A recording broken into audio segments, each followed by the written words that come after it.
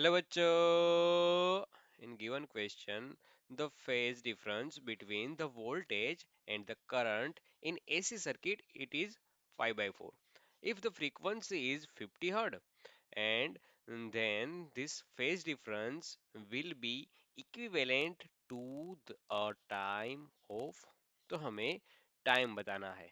ठीक है, पहले अच्छे से एक बार क्वेश्चन को समझ लेते हैं कि क्या हमें दिया गया है। तो गिवन डाटा में हम उसकी चर्चा करते हैं।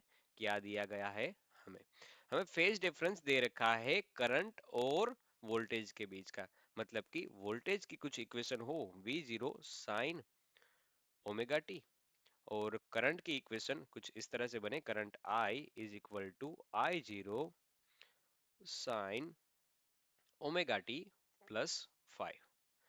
तो हमें इन दोनों के बीच का जो फेज डिफरेंस दे रखा है डेल्टा फाई, वो दे रखा है पाई बाय 4। ये चीज हमें दे रखी है। ठीक है सर, और फ्रीक्वेंसी की वैल्यू भी दे रखी है। फ्रीक्वेंसी की वैल्यू दे रखी है 50 हर्ट्स।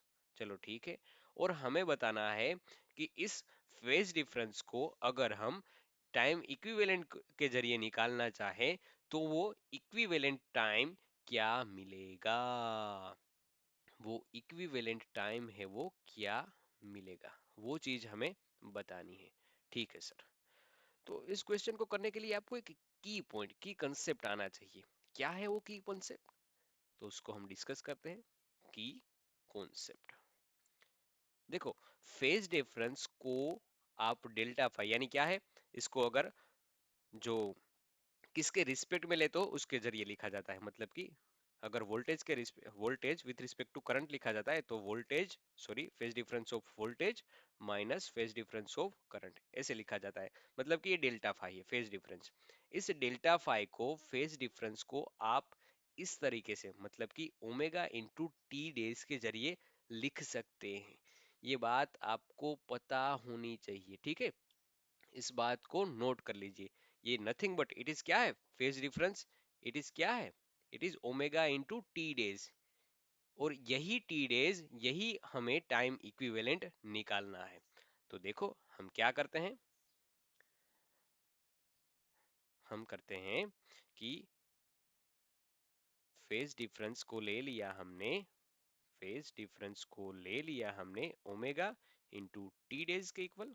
हाँ, और डेल्टा फाई की वैल्यू हमें पता है कि वो है 5/4। ओमेगा की वैल्यू पता होनी चाहिए, ओमेगा की वैल्यू होती है 2 पाई एफ।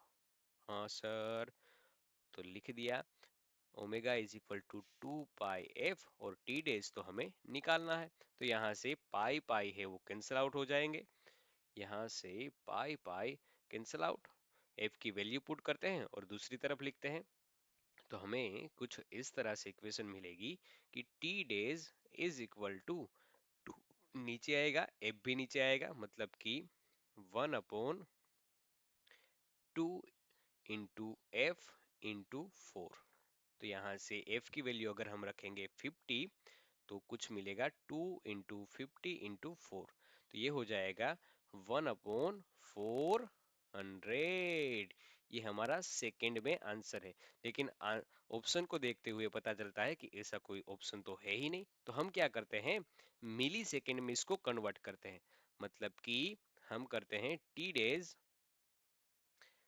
1/400, तो इसको 1000 से मल्टीप्लाई कर दिया तो ये हो गया अब मिली सेकेंड में। तो यहाँ से हमारा आंसर मिलता है T days is equal to 2.5 millisecond. तो राइट आंसर बन जाता है C. C is the right answer for this question. I hope you all guys are understand. Thank you.